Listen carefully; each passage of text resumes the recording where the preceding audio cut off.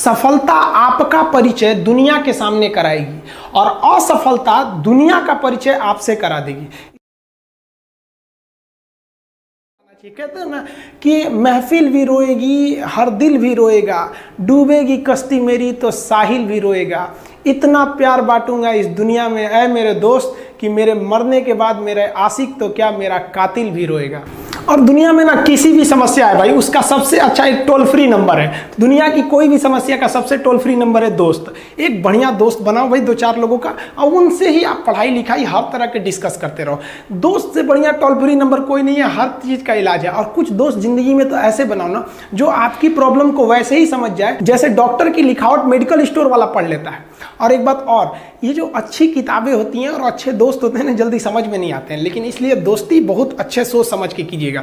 क्योंकि कहा जाता है कि एक आम 10 आम को सड़ा सकता है, लेकिन 10 अच्छा आम एक सड़े हुए आम को कभी ठीक नहीं कर सकते हैं।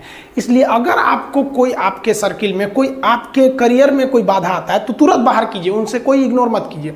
जिंदगी जो है ना वो एक एग्जाम की तरह है, और इस एग्जाम में ना ज़्यादातर लोग फेल हो जा रहे हैं। क्यों फेल हो रहे हैं? क्योंकि वो एक दूसरे का नकल कर रहे हैं और उनको पता ही नहीं है कि सबका क्वेश्चन पेपर अलग है, इसीलिए फेल हो रहे हैं। तो जिंदगी में सबकी समस्याएं अलग होती हैं। आप दूसरे की समस्या से केवल साहस ले सकते हैं, उसका तरीका नहीं अपना सकते। हिम्मत बनाए रखिए कि नहीं, हमें भी इस सफलता को पाना है। और ये जिंदगी जो है ना एक अजीब सी रेस है यार, समझ में नहीं आता है। अगर तेज भागिएगा तो आपके अपने पीछे छूट जाएंगे, और धीमे दौड़िएगा तो आपके अपने ही आपको पीछे छोड़ के चले जाएंगे।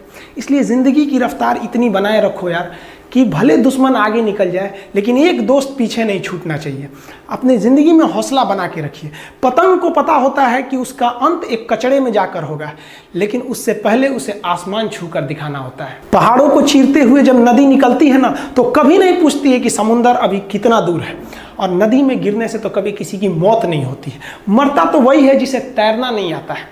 तो हम सब परिस्थितियों के आगे हार जाते हैं, हम हार जाते हैं। परिस्थितियां सबके सामने होती है, जो डट के रहा उसे मंजिल मिली, और जो नहीं डटा वो हार के चला गया।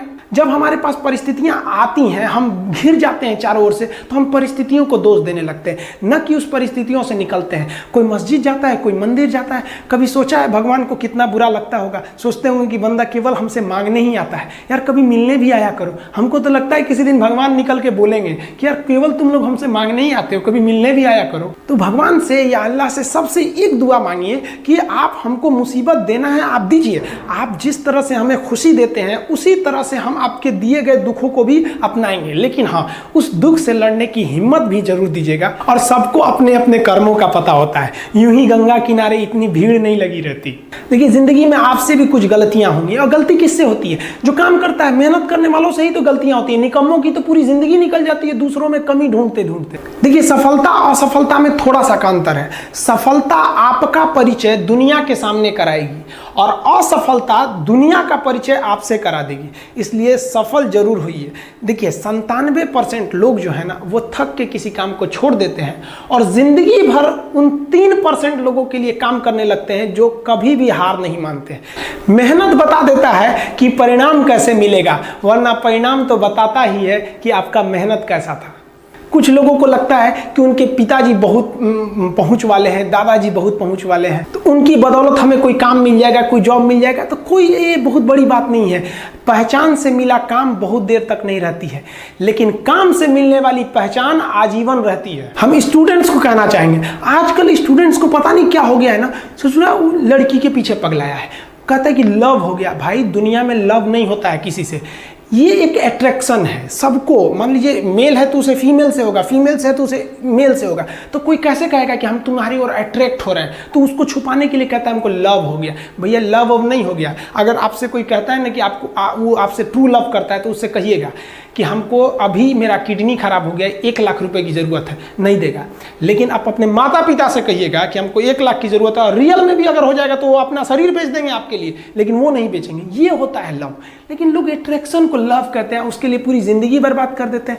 ये सब बाबू गलत चीज़ है। जो आप अपना देखिए, आप अपना करियर छोड़ के अगर इस सब चीज़ में जाइएगा तो पूरी लाइफ बर्बाद हो जाएगी। आप जो रिश्ता खोजते हैं अपना कॉलेज में, कोचिंग में, ये सब परमानेंट रिश्ते नहीं हो सकते हैं। हाँ, अगर आप गर्लफ्रेंड से शादी करेंगे तो ये आपके लिए बेस्ट लड़की होगी, लेकिन माँ बाप जो ढूंढ के लाएंगे, जो भगवान आपके लिए बनाया है, वो लड़की आपके लिए यूनिक होगी।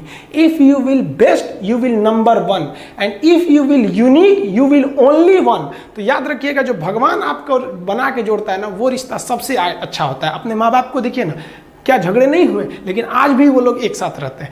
लेकिन फिर भी आप देखिए, आजकल के जो वेस्टर्न कल्चर आ गया, क्या वेस्टर्न कल्चर हो गया समझ में नहीं आता है। प्यार और छोहाड़ा, इसकी ज़िंदगी ना 1 साल होती है, 1 साल में ही खराब हो जाता है। ये वेस्टर्न कल्चर है, हमारी भारत की संस्कृति नहीं है। हम गर्व करते हैं, हमें अहंकार है, हमें गुरूर है अपने भारत की संस्कृति पर, जहाँ एक छोटी सी बच्ची भी गुड़िया खरीदती है ना, तो उसके लिए दुपट्टा खरीदती है। और यार, अगर आपको दिल लगाना ही है तो किताबों से लगाओ ना यार, बेवफा भी निकलेगी तो मुकद्दर बना के जाएगी। दिन ना सबके लिए 24 घंटा का होता है, ऐसा नहीं है कि आपको अलग से वक्त मिलेगा, लेकिन इसी 24 घंटे में किसी को प्यार करके पति बनने का शौक है, तो किसी को मेहनत करके करोड़पति बनने का शौक है। तो आप डिसाइड करिए आपको क्या बनना है, क्योंकि बरसों बाद जब लोग ये मिलेंगे ना आपसे, तो ये नहीं पूछेंगे कि कितनी गर्लफ्रेंड है, लोग पूछेंगे कमाता कितना है, हैसियत कितनी है तुम्हारी। ये दुनिया का उसूल है कि लोग कभी भी आपसे खैरियत नहीं, आपकी हैसियत पूछते हैं। लोग एक दूसरे से वादा करते हैं कि तुम्हारा जिंदगी भर साथ निभाएंगे, कोई किसी का साथ नहीं निभाता है। लोग अर्थी और जनाजा भी ले जाते हैं ना 2 कदम, तो कंधे बदल बदल के ले जाते हैं, जबकि पता है कि आखिरी मुलाकात है। और लोग यहाँ कंधा बदल बदल के ले जा रहे हैं और लोग वादे कर रहे हैं कि जिंदगी भर साथ निभाएंगे, कोई साथ नहीं निभाता है। हम आप सब लड़का लड़की से कहना चाहेंगे कि अभी वक्त है, अभी सर झुका के पढ़ लीजिए। वादा है आपसे कि जिला में सबसे ऊंचा सर आपका होगा, लेकिन अगर अभी आप सोचिएगा आराम करने के लिए, पूरी जिंदगी आपको तकलीफ उठानी पड़ेगी। अगर आज आप किताबों के दीवाने हो गए ना, तो कल दुनिया आपकी दीवानी हो जाएगी। किसी ड्रीम गर्ल के लिए ना अपने माँ बाप के ड्रीम को कभी नहीं छोड़ना चाहिए। आप लोग जो सोचते हैं ना इधर उधर, वो खुशी तो आप लोगों ने कभी देखा ही नहीं। कोई स्टूडेंट अभी तक खुशी नहीं देखा। हम आपको व्यक्तिगत बताते हैं। देखिए, खुशी कब मिलेगी आपको? जिस दिन आपको जॉब मिलेगा ना, और जो पहली सैलरी मिलेगी वो भी नहीं खुशी है। जब आप अपनी पहली सैलरी ले जाके अपनी माँ के हाथों में देंगे ना, तो आपकी आंखों में आंसू होगा। आप याद करेंगे कि जिस माँ की उंगलियों को पकड़कर हमने चलना सीखा, आज उसको हमने अपनी पहली कमाई दिया है। और जब कमाने लगेंगे ना, तब समझ में आएगा कि लाखों रुपए की अहमियत कुछ नहीं है, वो 1 रुपए के आगे जब माँ स्कूल जाते वक्त दिया करती थी। और गौर से देखा करो अपने माँ बाप के आंखों में, ये वो आईने होते हैं जिसमें बच्चे कभी बूढ़े नहीं होते। देखिए, जीवन में ना अपने अंदर से अहंकार बिल्कुल निकाल दीजिएगा। अहंकार बहुत ही खराब चीज है। कहते हैं कि अहंकार में इंसान को इंसान नहीं दिखता, छत पे चढ़ जाओ तो खुद का मकान नहीं दिखता। अहंकार नहीं करना चाहिए। छत को बहुत गुरूर था छत होने का, 1 मंजिल और बनी और छत फर्श हो गया। अहंकार कभी नहीं कीजिएगा। तूफान ज्यादा होती है तो कश्ती डूब जाती है, और घमंड ज्यादा हो जाती है तो हस्ती डूब जाती है। जिस दिन आपको घमंड होने लगे ना अपने आप के ऊपर कि हम बहुत बड़े हो गए हैं, हम बहुत पढ़ लिए हैं, हम बहुत सक्सेसफुल मैन हो गए, हम बहुत बड़े बिजनेसमैन, हम बहुत, मतलब जिस दिन आपको घमंड हो गया ना, उस दिन आप शमशान घाट में जाके देखिएगा, आपसे नायाब लोग, आपसे अच्छे अच्छे लोग वहां खाक बन गए।